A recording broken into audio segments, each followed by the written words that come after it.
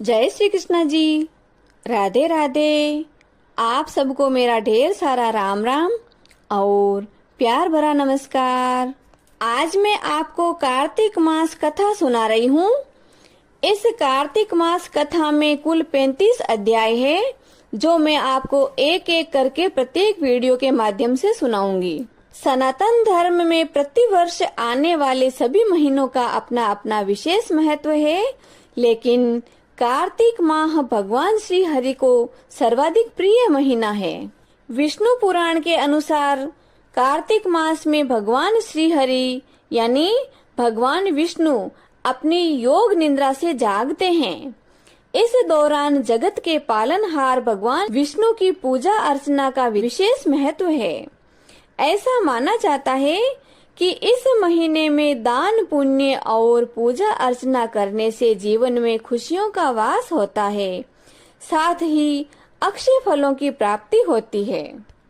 कार्तिक स्नान करने के लिए हमें ब्रह्म मुहूर्त में जागकर यानी सुबह जल्दी उठकर गंगा अथवा किसी भी जलाशय में स्नान करने के लिए जाना चाहिए।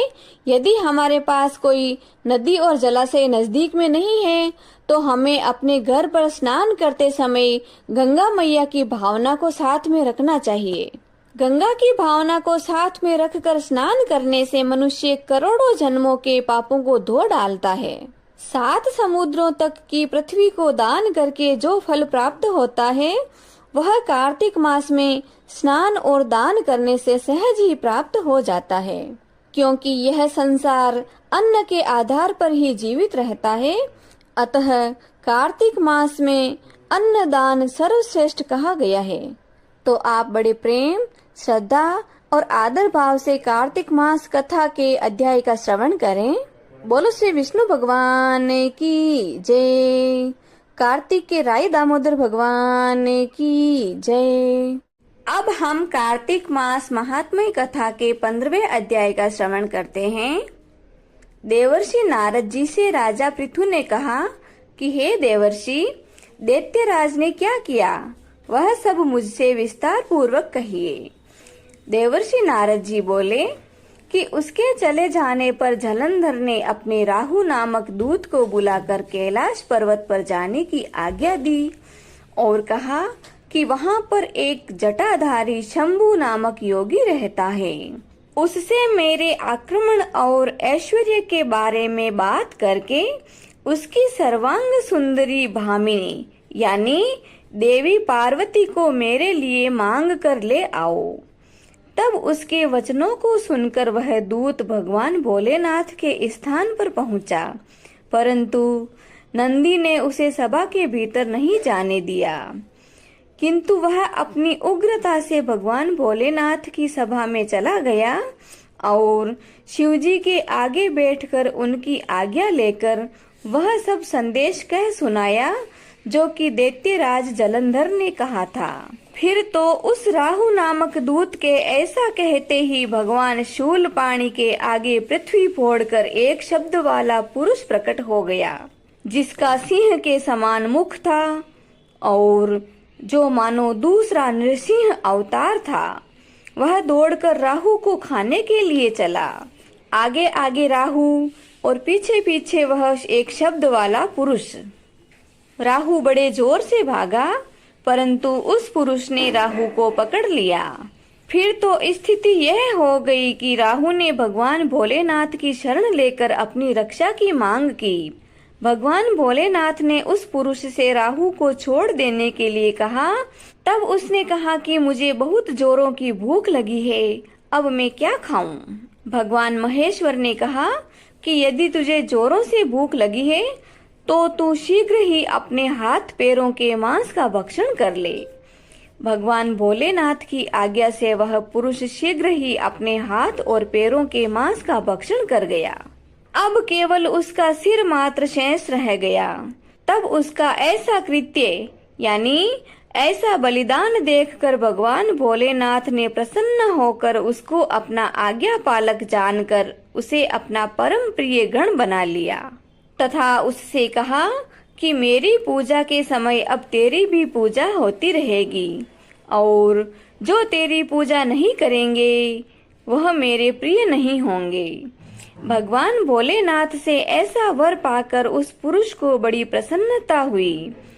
उस दिन से वह भगवान भोलेनाथ के द्वार पर इष्टकीर्ति मुख नामक गण होकर स्थिर रहने लगा। इति श्री कार्तिक मास महात्म्य कथा 15वां अध्याय संपूर्णम। बोलो श्री विष्णु भगवान की जय। श्री कार्तिक मास महात्म्य कथा की जय। कार्तिक के राय दामोदर भगवान की जय।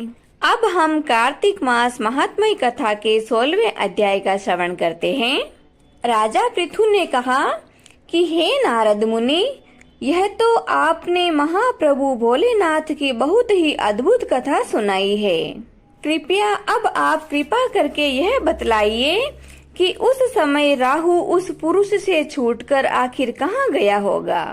जब राजा पृथु ने देवर्षि नारद से ऐसा प्रश्न पूछा तो देवर्षि नारद जी ने कहा कि हे राजन, उससे छूटने पर वह बर्बर नाम से विख्यात हो गया और मानो नया जन्म पाकर उसने अपने आप को धन्य माना तथा वह धीरे धीरे जलंधर के पास गया। वहां जाकर उसने भगवान भोलेनाथ जी की चेष्टा कही। उसे सुनकर दैत्यराज जलंधर को बड़ा क्रोध आया और उसने सब दैत्यों को सेना सजाने की आज्ञा दे दी।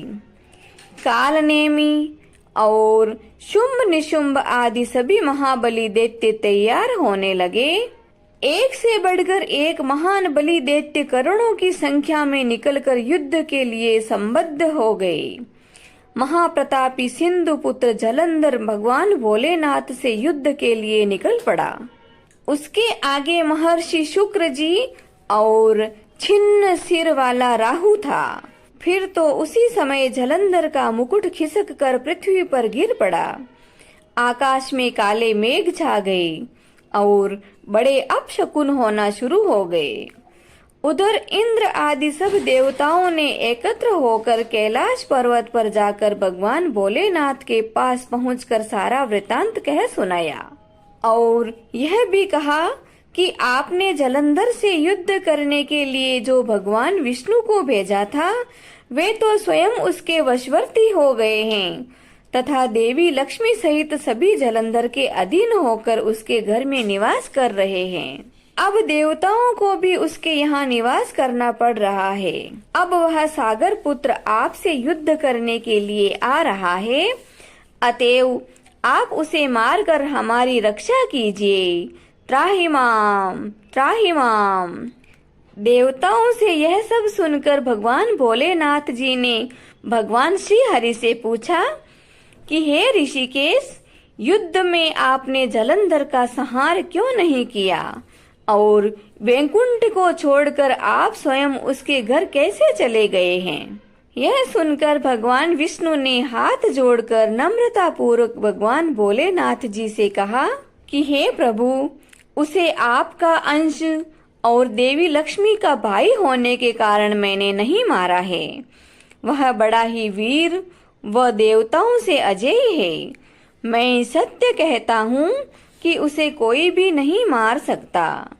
इस पर मैं मुग्ध होकर मैंने स्वयं उसके घर में रहने का वरदान दे दिया है तथा उसी कारण मैं उसके घर में निवास कर रहा हूँ। भगवान भोलेनाथ ने कहा कि हे सुरवर्य विष्णु, आप यह क्या कहते हैं? उस दैत्य जलंधर को मैं अवश्य मारूंगा, इसमें कुछ भी संदेह नहीं है। अब आप सब देवता जलंधर को मेरे द्वारा मरा हुआ ही जानकर अपने स्थान को जाइए। जब भगवान भोलेनाथ जी ने ऐसा कहा तो सब देवता संदेह रहित होकर अपने स्थान को चले गए। ठीक उसी समय पराक्रमी जलंधर अपनी विशाल सेना के साथ कैलाश पर्वत को घेर कर सिंहनाद करने लगा। दैत्यों के नाद और कोलाहल से भगवान भोलेनाथ क्रुद्ध हो गए। उन्होंने अपने नंदी आदि गणों को उसके साथ युद्ध करने की आज्ञा दे दी। कैलाश पर्वत के समीप भीषण युद्ध होने लगा। दैत्य अनेकों प्रकार के अस्त्र शस्त्र बरसाने लगे। भेरी, मृदंग, शंख तथा तीर, हाथी, घोड़ों और रथों के शब्द से पृथ्वी कांपने लगी। युद्ध में कटकर मरे हुए हाथी, घोड़े और पैदलों का पहाड़ सा लग गया, जिससे कि युद्ध भूमि और भी अगम्य हो गई। दैत्यों के आचार्य श्री शुक्राचार्य जी अपनी मृत संजीवनी विद्या से सब दैत्यों को जीवित करने लगे। यह देखकर भगवान भोलेनाथ के गण व्याकुल हो गए और उनके पास जाकर सारा वृतांत सुनाया। उसे सुनकर भगवान रुद्र के क्रोध की सीमा न रही। वह अपने भयंकर रूप से दिशाओं को प्रज्वलित करने लगे। फिर तो उस समय उनके मुख से एक बड़ी भयंकर कन्या उत्पन्न हुई, जिसकी दोनों जंघाएं ताल वृक्ष के समान थी। वह युद्ध भूमि में जाकर सब असुरों का चर्वण करने लगी, यानी उनको चबाने लगी। तब युद्ध भूमि में इस प्रकार विचरते हुए वह शुक्र जी के समीप पहुंची और शुक्राचार्य जी को उसने शीघ्र ही अपने उदर में गुप्त कर लिया। फिर स्वयं भी अंतर ध्यान हो गई। शुक्राचार्य जी के गुप्त हो जाने से दैत्यों का मुख मलिन पड़ गया और वे युद्ध भूमि को छोड़कर इधर उधर भागने लगे। इस पर उनके शुंभ निशुंभ और काल नेमि आदि सेनापतियों ने अपने भागते हुए वीरों को रोककर शिव गणों पर बड़ा कठिन प्रहार करना प्रारंभ किया तथा ऐसा ही भगवान भोलेनाथ के नंदी आदि वीर गणों ने, जिनमें गणेश और स्वामी कार्तिकेय भी शामिल थे, अपने गणों को रोककर दैत्यों से भीषण युद्ध करना आरंभ किया। इति श्री कार्तिक मास महात्म्य कथा 16वां अध्याय संपूर्णम। बोलो श्री विष्णु भगवान की जय।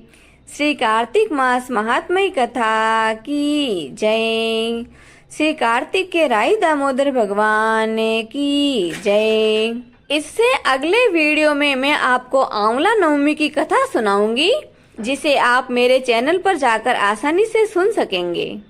अब हम जगत के पालनहार प्रभु की आरती करते हैं। हरि ओम।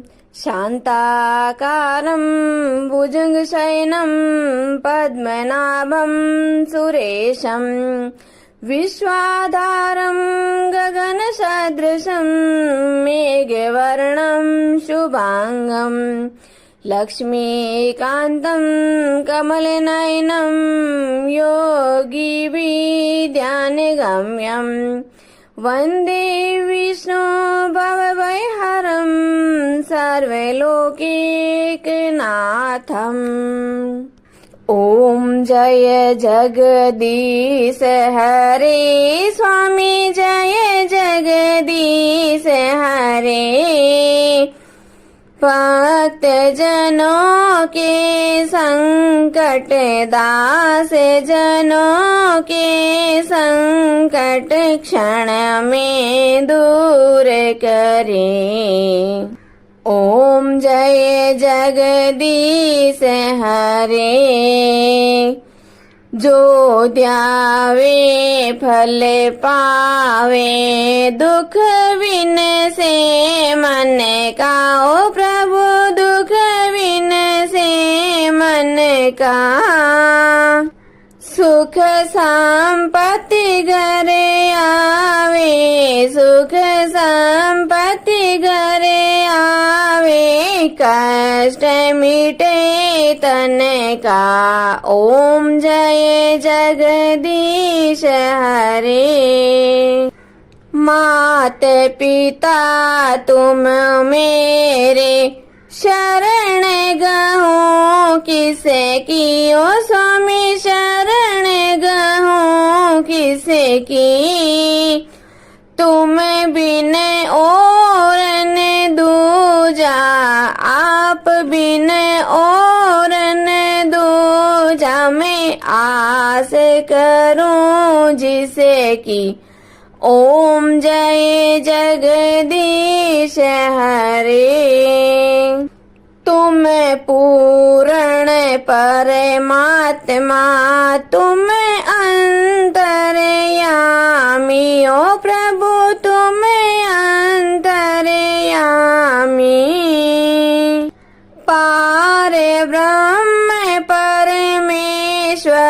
पार ब्रह्म परमेश्वर तुम सबके स्वामी। ओम जय जगदीश हरे। तुम करुणा के सागर तुम पालन करता हो स्वामी, आप पालन करता। मैं मूर्ख खल कामी, मैं सेवक आप स्वामी, कृपा करो भरता। ओम जय जगदीश हरे। तुम हो एक अगोचर सबके प्राणपति, ओ प्रभु सबके प्राणपति। किस विध मिलो दयामय, किस विध मिलो कृपामय, आपको मैं कुमति। ओम जय जगदीश हरे। दीन बंधु दुख हरता ठाकुर तुम मेरे हो, प्रभु रक्षक आप मेरे। करुणा हाथ बढ़ाओ, श्रद्धा प्रेम बढ़ाओ, द्वार पड़ा तेरे। ओम जय जगदीश हरे। विषय विकार मिटाओ, पाप हरो देवा हो स्वामी, कष्ट हरो देवा। श्रद्धा भक्ति बढ़ाओ, करुणा प्रेम बढ़ाओ, संतन की सेवा। ओम जय जगदीश हरे। तन मन धन सब कुछ है तेरा हो स्वामी, सब कुछ है तेरा। तेरा तुझको अर्पण आपका, आपको अर्पण क्या लागे मेरा। ओम जय जगदीश हरे। श्री जगदीश स्वामी जी की आरती जो कोई नर नारी गावे, हो जारा पाप परा जावे। जारे घर लक्ष्मी जी आवे, हो जारे नव निधे होई जावे। हो जारा दुख दारिद्र जावे, हो जारे सुख संपत्ति आवे। होवे तो भक्ति मुक्ति पावे।